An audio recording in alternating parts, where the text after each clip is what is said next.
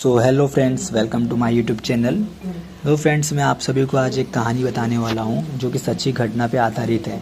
उत्तर प्रदेश के एक छोटे से गांव में हुई थी। इस गांव का नाम था भूतिया खेड़ा और इसके आसपास के लोग इस गांव को लेकर बहुत डरते थे।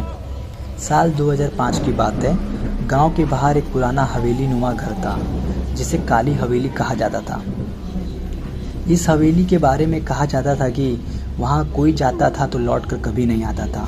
गांव के बड़े बुजुर्ग बताते थे कि यह हवेली अंग्रेजों के ज़माने की है और यहाँ कभी कभी अजीबो गरीबो आवाज़ें भी सुनाई देती हैं। एक रात गांव का एक युवक जिसका नाम अर्जुन था, वो अपने दोस्तों के साथ दावत के बाद देर रात घर लौट रहा था। दोस्तों के कहने पर उसने बहादुरी दिखाने के लिए काली हवेली में जाने की ठानी। दोस्तों ने उसे मना किया, लेकिन अर्जुन ने कहा, भूत प्रेत जैसी कोई चीज़ होती नहीं है, मैं अंदर जाऊंगा और सबूत लेकर आऊंगा। अर्जुन ने जब हवेली का दरवाज़ा खोला तो भीतर से तेज ठंडी हवा का झोंका आया। अंदर धूप अंधेरा था, लेकिन अर्जुन ने अपनी टॉर्च जलाकर आगे बढ़ना शुरू किया। हवेली के अंदर धूल और मकड़ों का जाल था। अचानक उसे लगा कि कोई उसके पीछे चल रहा है। उसने पलट कर देखा, लेकिन वहाँ तो कोई नहीं था। अचानक उसे सीढ़ी के किसी के उतरने की आवाज़ सुनाई दी। उसने ऊपर देखा तो एक सफ़ेद साड़ी पहने और लंबे खुले बालों में महिला खड़ी थी। वह सीधा अर्जुन की तरफ देख रही थी। अर्जुन डर से कांपने लगा, लेकिन उसने हिम्मत जुटाई और पूछा, तुम कौन हो? उस महिला ने उसे जवाब नहीं दिया। धीरे धीरे वो महिला सीढ़ी से नीचे आने लगी। अर्जुन का दिल जोर जोर से धड़कने लगा। जैसे जैसे वो महिला करीब आई, उसका चेहरा दिखने लगा।